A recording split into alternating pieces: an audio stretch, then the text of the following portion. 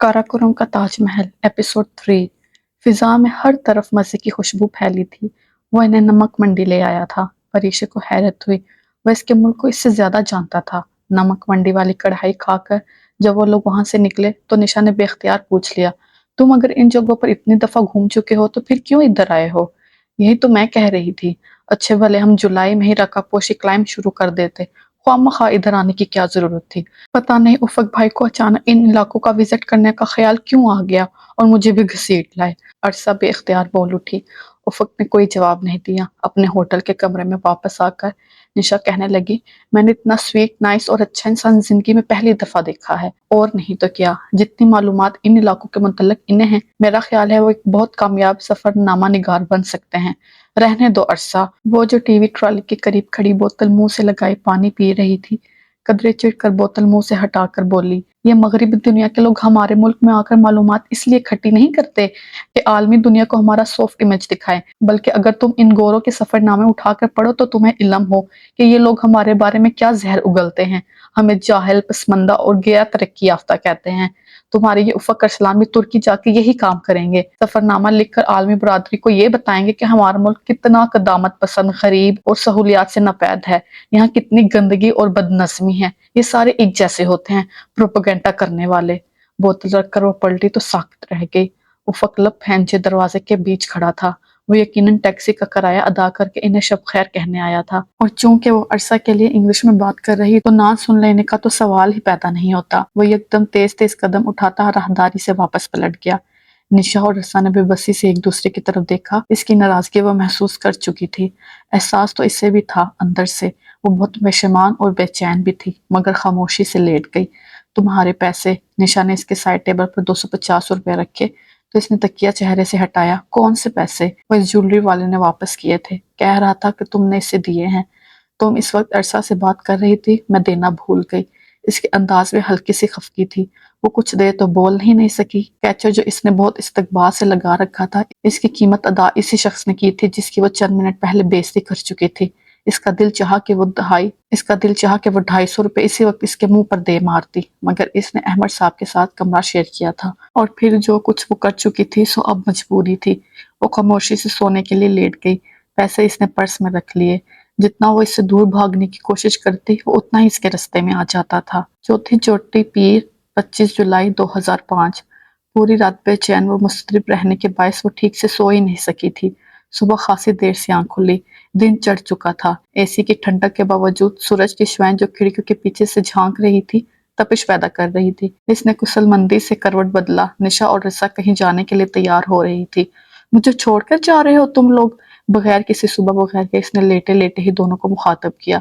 सुबह से 110 आवाजें दे चुके हैं कि उठ जाओ, मगर तुम पता नहीं कौन से इस तरह में सो रही थी। अभी अरसा तुम पर पानी फेंकने लगी थी। वहां से भी जवाब तर से आया था। वो उठ खड़ी हुई। शहला इफ्तिखार को शॉपिंग के लिए जाना था। इनकी बहन की शादी ईद के बाद थी, तो इसको गिफ्ट करने के लिए कोई क्रॉकरी या इलेक्ट्रॉनिक का सामान खरीदना चाहती थी। निशा को बताया तो इसने फौरन साथ चलने की हामी भर ली। जब वो सब बाहर निकले तो परीशे की मुतलाशी निगाहें उफ़क़ की तलाश में इधर उधर भटक रही थी। इसे बेख्तियार इसे अपनी रात वाली हरकत याद आई थी। शर्मिंदगी नहीं है मुझे, बल्कि अभी तो मुझे वो कैचर भी इसके मुंह पर मारना है, पर मिले तो ना। वो शायद खुद को तसल्ली दे रही थी। सुनो अरसा, कौन कौन जा रहा है हयाताबाद? बहुत लापरवाही से टैक्सी की तरफ जाते हुए इसने अरसा को मुखातब किया। हम सब। अब इस हम सब में वो शामिल था या नहीं, वो पूछ नहीं सकती थी। अरसा और निशा के इरादे बताने वाले नहीं थे, सो वो खामोश ही रही। गर्मी जोरों की थी। ऊपर से शैला और निशा की दुकानदारों से बहस सुनकर ही वो उकता गई। शहला को एक डिनर सेट पसंद आया, मगर वो 8,000 का था। कुछ रियायत करो भाई, मैं कोई पहली दफा आ रही हूँ तुम्हारी दुकान पर? अभी रास्ते में तो इफ्तिखार साहब ने बताया था कि वो शहला हयाताबाद दूसरी दफा आए थे। बाजी, हमसे कसम ले लो, ये डिनर सेट आपको पूरी मार्केट पे से कम कोई नहीं देगा। खालस जापान का है, और बाकी लोग मार्केट में चाइना का माल रखता है। वो 18-19 साल का गोरा चिट्टा लड़का था। चेहरे पर छोटी दाढ़ी थी। शहला ने डिनर सेट 6,000 से खरीदा। दूसरी दुकान पर वही डिनर सेट 3,000 में मिल रहा था, मगर परीक्षे को यकीन था कि वो डिनर सेट 500-600 से ज्यादा नहीं होगा। आखिर चाइना और अफगानिस्तान से आने वाला स्मगल शुदा माल था। वो हयाताबाद के पठानों और सिख दुकानदारों से काफी बोर हुई थी। शाम को जब वो वापस आई تب تک افق کا کوئی اتا پتہ نہ تھا۔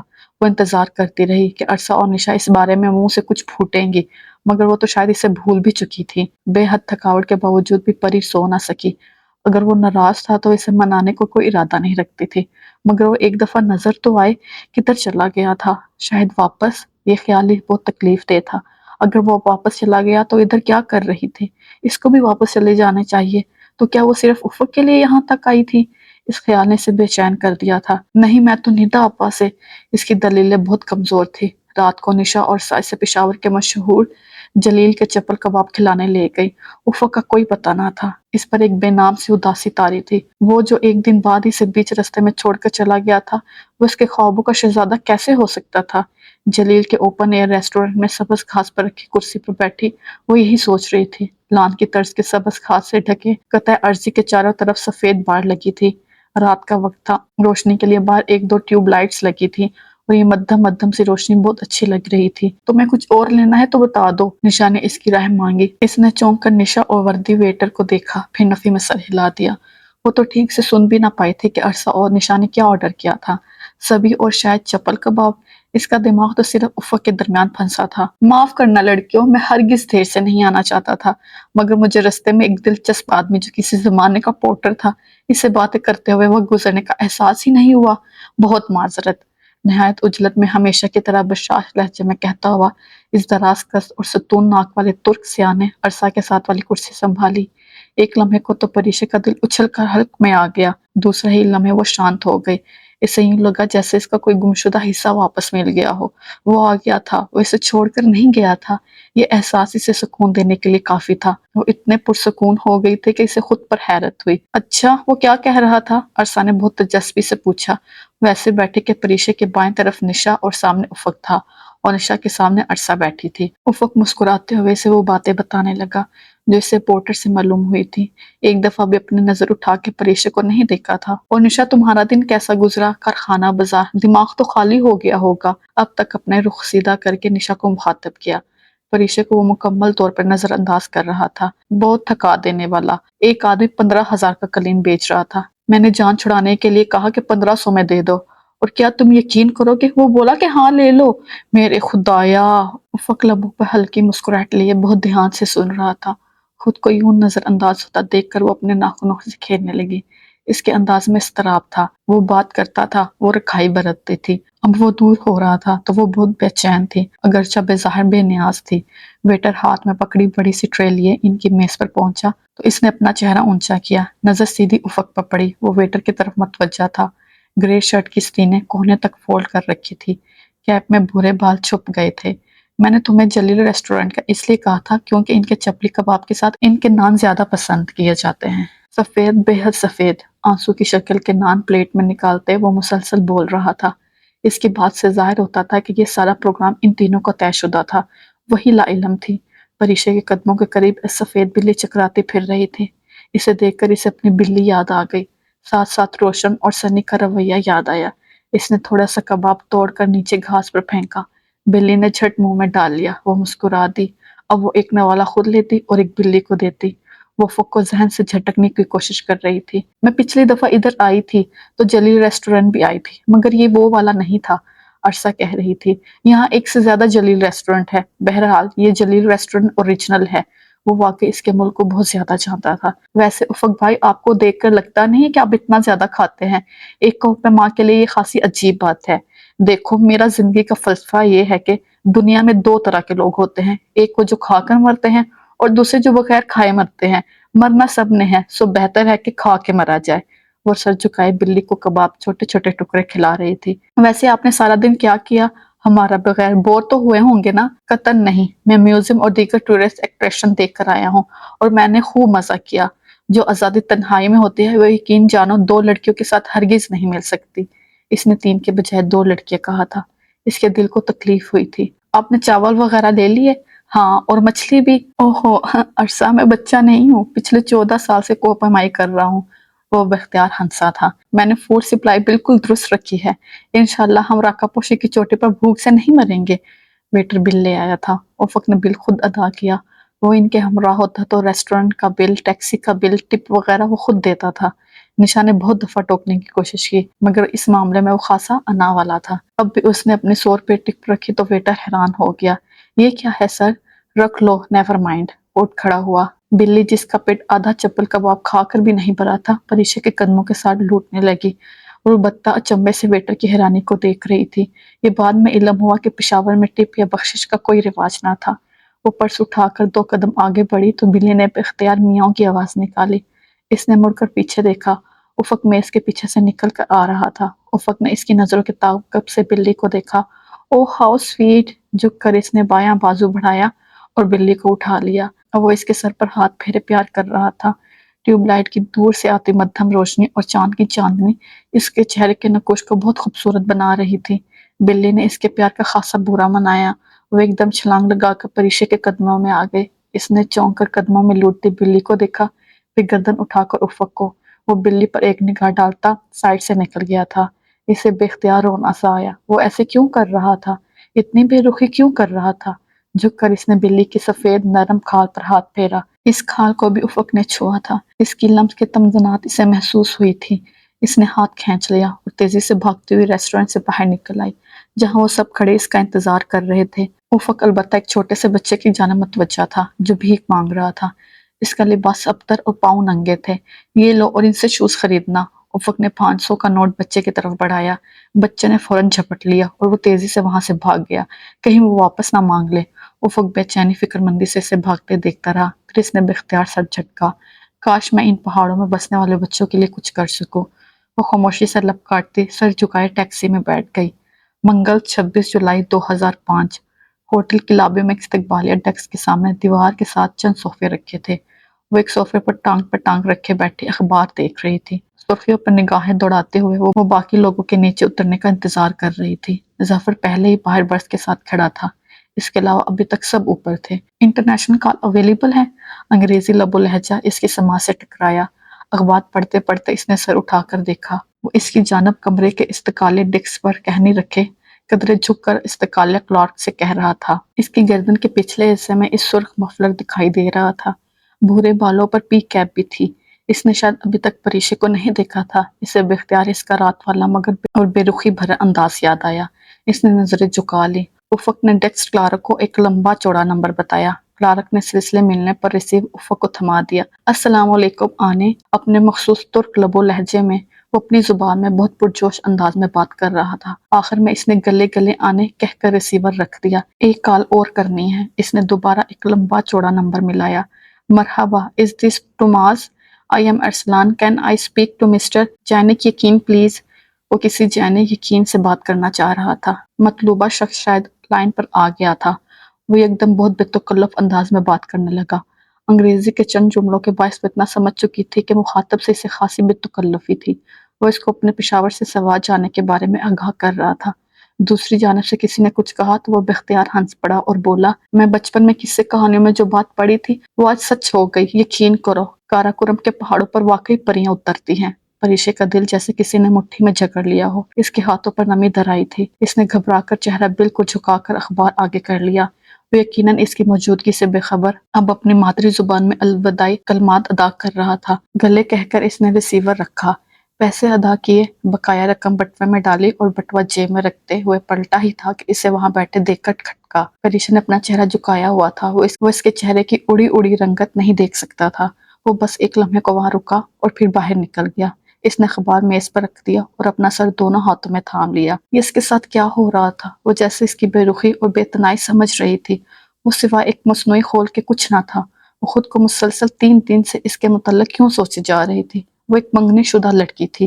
حالانکہ منگنی کوئی شرعی تعلق نہ تھا، پھر بھی اسے لگتا تھا کہ اسے سیف کے علاوہ کسی کے متعلق سوچنا نہیں چاہیے۔ وہ اس لیے اسے خود سے دور رکھتی تھی۔ وہ دراصل خود سے لڑ رہی تھی۔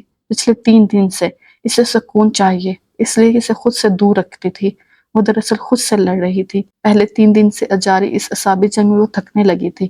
وہ کب بس میں بیٹھی، کب چلی، اسے کچھ ہوش نہ تھا۔ اس نے سیٹ کی پشت سے ٹیک لگا کر آنکھیں موند لی۔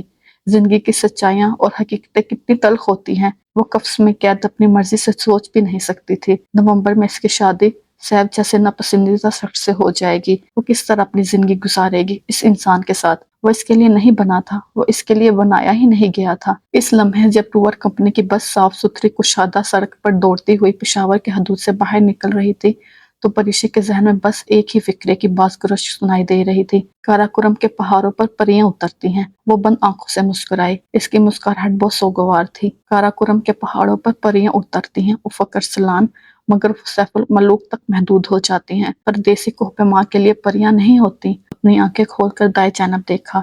اس کے ساتھ نشا بیٹھی تھی۔ نشا کے دائیں جانب برابر والی قطار میں افق ترچھا ہو کر بیٹھا نشا سے باتیں کر رہا تھا۔ وہ خاصا خوشگوار موڈ میں تھا۔ پریشے کو جاگتا دیکھ کر اس نے ایک دوستانہ مسکراہٹ اس کی جانب اچھالی۔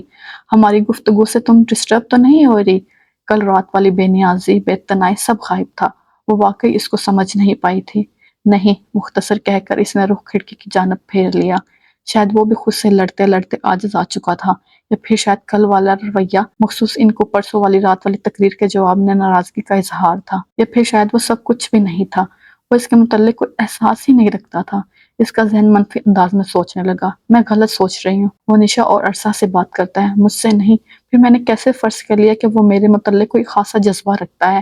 وہ تو نگر نگر پھرنے والا ایک مسافر ہے جو دنیا کے سب سے حسین پہاڑ کو سر کرنے کا عزم لیے میرے دیس آیا ہے، اور چند دن ان خوبصورت وادیوں، چشموں اور پہاڑوں کے درمیان بتا کر اسے یہاں سے چلے جانا ہے۔ وہ جانے کے لیے آیا ہے، پھر میں اتنی جذباتی کیوں ہو رہی ہوں؟ مجھے اس کے ساتھ نارمل رویہ اختیار کرنا چاہیے۔ وہ اس کا ہمسفر تھا، وہ کیوں خوامخواہ کے خود سے جنگ لڑ رہی تھی؟ افق کو تو واپس ترکی جا کر یہ بھی یاد نہ رہے گا کہ مارگلا کے پہاڑوں پر جب بادل اترے تھے تو گھوڑا دوڑاتے ہوئے بیچ سڑک پر اسے کوئی لڑکی ملی تھی۔ یا تو بہت کٹھور ہوتا ہے، خوبصورت مناظر پلکوں میں جذب کر کے اپنے دیس لوٹ جاتا ہے، پھر پلٹ کر نہیں آتا۔ تو وہ کیوں اپنے اندر کوئی جذبہ پالنے لگی تھی؟ اس کا دل قدرے ہلکا ہوا تھا، کوئی پریشانی جیسے ختم ہو گئی تھی۔ اگر اس کے اندر کوئی جذبہ پنپ بھی رہا تھا تو اس نے قطرے جتنے جذبے کو سختی سے سپ میں بند کر کے اپنے دل کے وسیع سمندر میں دفن کر دیا۔ گاڑی کا انجن قدرے گرم ہو گیا ہے، میں نے سوچا اس میں پانی ڈال لوں، آپ تب تک آس پاس گھوم پھر لیں۔ گاڑی اچانک روک کر ظفر نے وضاحت دی۔ وہ دوسرے مسافر کے ہمراہ بس سے باہر نکلی تو اسے احساس ہوا کہ بس کافی دیر سے مارگلا کے پہاڑوں پر چڑھ چکی تھی۔ اس وقت بھی وہ سرخ بھورے خشک پہاڑ بہت اونچے تھے۔ سڑک کشادہ تھی، دائیں جانب کھائی اور بائیں جانب پہاڑ تھے۔ ظفر بس کا تیل پانی چیک کرنے لگا۔ افتخار صاحب اور سہلا کریم موجود کولڈ ڈرنک کا کارنر تھا، وہاں چلے گئے۔ احمد انکل تصویر کھینچنے لگا، افق بھی تصویریں بنا رہا تھا۔ وہاں سڑک خالی ہی تھی، چند منٹ بعد کوئی ٹرک یا کار گزر جاتی تھی۔ تقریباً 8:30 بجے کا وقت تھا، موسم پشاور کی نسبت خوشگوار تھا۔ سنو پریشے، وہ پہاڑ کے دھانے ایک سرخ پتھر پر اپنے قیمتی سوٹ کی پرواہ نہ کرتے ہوئے خاموش بیٹھی تھی۔ جب افق نے اسے آواز دی، اس نے سر اٹھا کر افق کو دیکھا۔ وہ کیمرہ گلے میں ڈالے اسی کی طرف آ رہا تھا۔ وہ ہلکی مسکراہٹ کے ساتھ کھڑی ہو گئی تھی۔ سن رہی ہوں، تم بولو۔ خود سے اعصابی ترک کر کے وہ مصنوعی خول اتار کے وہ خاصی ہلکی ہو گئی تھی۔ تم شرط لگاؤ گے میرے ساتھ؟ وہ کل سے مختلف اصلی والا افق لگ رہا تھا۔ بالکل، کیونکہ مجھے پتا ہے میں جیت جاؤں گی۔ وہ پچھلے 3 دن سے مختلف بالکل اصلی والی پریشے تھی۔ اوہ، اتنی خود پسندی؟ وہ مسکرایا۔ خود پسندی نہیں، خود اعتمادی کہو۔ فائن، تم پلیز ایک شرط لگاؤ گی۔ افق کا انداز ایسا تھا جیسے وہ بچپن سے دوست رہے ہوں۔ ہاں، اب بتا بھی دو۔ وہ اوپر جھاڑی دیکھ رہی ہو؟ وہ تقریباً یہاں سے 40 فٹ اونچی ہے۔ تم میرے ساتھ ایک ریس لگاؤ، دیکھتے ہیں اوپر پہلے کون پہنچتا ہے۔ افق نے ہاتھ سے اوپر جھاڑی کی طرف اشارہ کر کے کہا، ایک مخلصانہ مشورہ دوں؟ اگر تم اس وقت یہاں سے نیچے چھلانگ لگا دو تو یقین کرو بہت جلدی اوپر پہنچو گے۔ Very funny. میں عرصہ اور نشا کو بلاتا ہوں، وہ ججز ہوں گے۔ وہ پلٹ کر ان دونوں کو بلانے چلا گیا۔ جو جیتے گا اسے کیا ملے گا؟ ان تینوں کے واپس آنے پر پری نے پوچھا۔ نشا کو اس رویے کی تبدیلی پر خوشگوار حیرت ہوئی تھی۔ مرسڈیز نہیں، تبت کا ریٹرن ٹکٹ، عرصہ فونر بولی۔ پوری دنیا امریکہ انگلینڈ جانے کی خواہش کرتی ہے، لیکن تم کوہ پیما تبت سے آگے مت بڑھنا۔ نشا ان لوگوں میں سے تھی جس کو کوہ پیما کے متعلق علم صفر، البتہ تبت کو وہ صرف تبت سنو آئس کریم کے حوالے سے تھوڑا زیادہ جانتی تھی۔ اچھا خاموش رہو تم دونوں، میں بتاتا ہوں، جو ہارے گا اسے جیتنے کا ڈیئر پورا کرنا ہوگا، ٹھیک ہے؟ ٹھیک، تو میرا ڈیئر پورا کرنے کے لیے تیار رہنا۔ وہ اعتماد سے مسکرائی۔ دیکھتے ہیں میڈم۔ اس کا انداز بھی بہت چیلنجنگ تھا۔ اب شروع کرو، اس سے پہلے کہ دوسری ٹرک آئے اور لوگ تمہارے اس بچکانہ ایڈونچر کو دیکھیں۔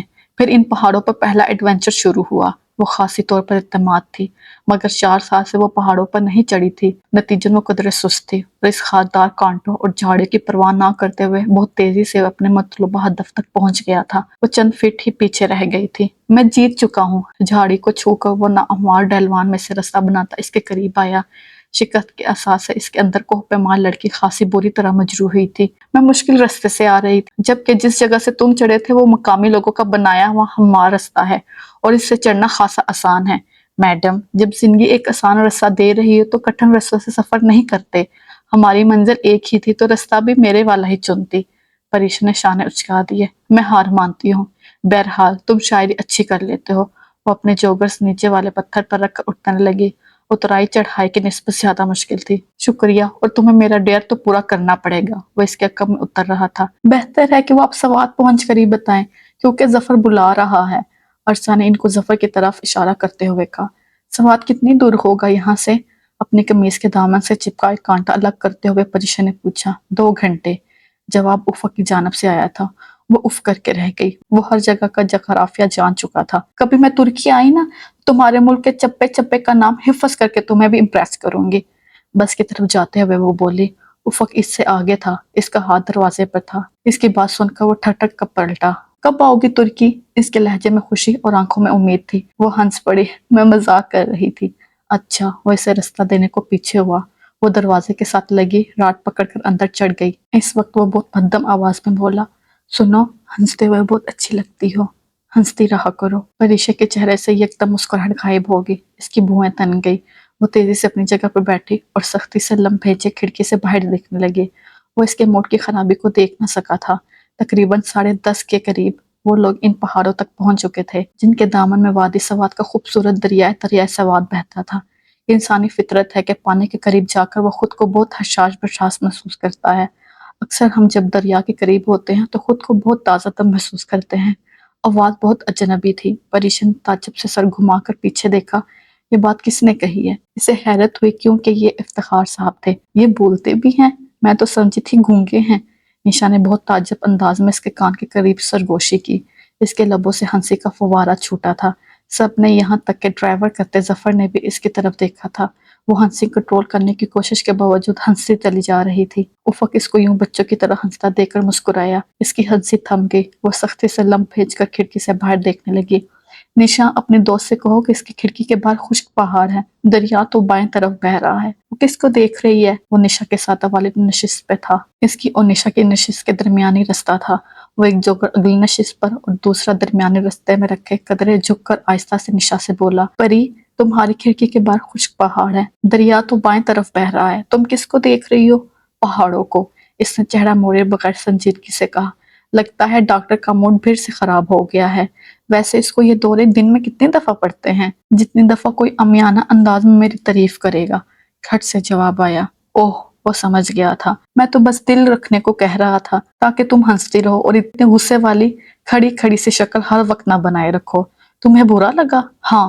وہ اب تک کھڑکی سے باہر دیکھ رہی تھی۔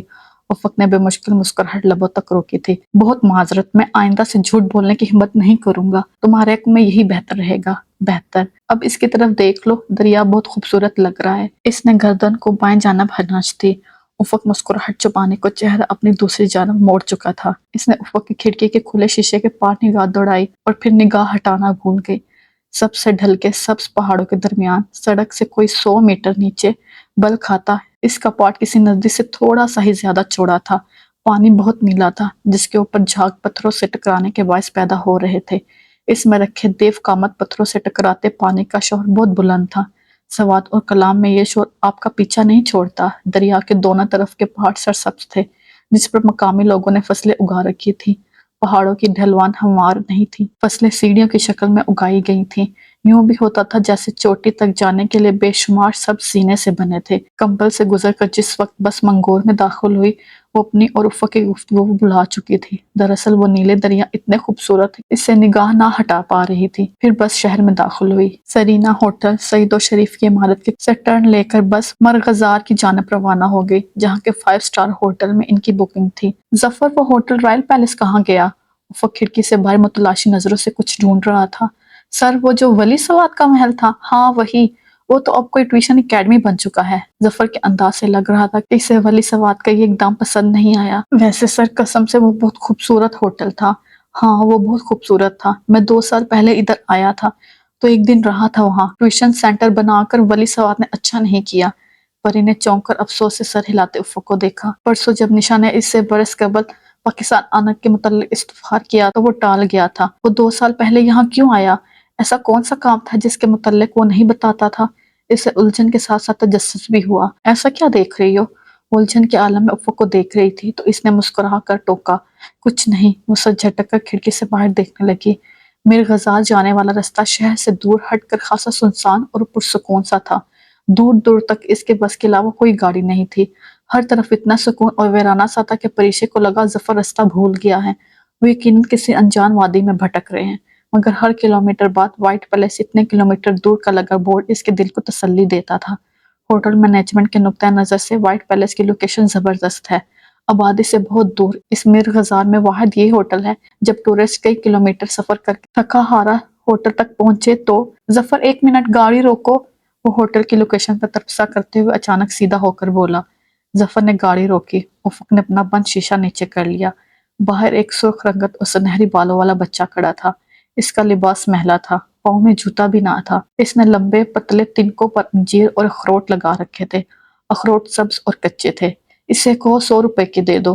افق نے ایک سرخ نوٹ شیشے سے باہر بچے کی طرف بڑھایا۔ احمد صاحب نے ترجمانی کی۔ یہ سب تو 40 روپے کی ہے، بچہ بولا تھا۔ احمد صاحب نے افق کو بتایا۔ تو پھر یہ ساری دے دو۔ تم ساری لے لے گا تو ہم شام تک تمہارے سر بیچے گا۔ بچہ ساری انجیر دینے پر راضی نہ تھا۔ احمد صاحب ترجمانی کر رہے تھے۔ اوہو، تو دے دو اور باقی پیسے تم رکھ لو۔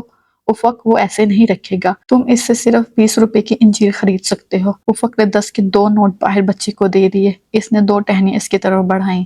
بس پھر سے چل پڑی تھی۔ پریشا جانتی تھی کہ افق کو انجیر کھانے کا کوئی شوق نہ تھا، وہ صرف بچے کی مدد کرنا چاہتا تھا، اور تھوڑی دیر بعد ہی وہ باقی لوگوں میں انجیر بانٹ رہا تھا۔ تم خود بھی کھاؤ نا، میں پھل وغیرہ نہیں کھاتا، اس نے لاپرواہی سے شانے جھٹکے۔ ظفر نے بس روک دی۔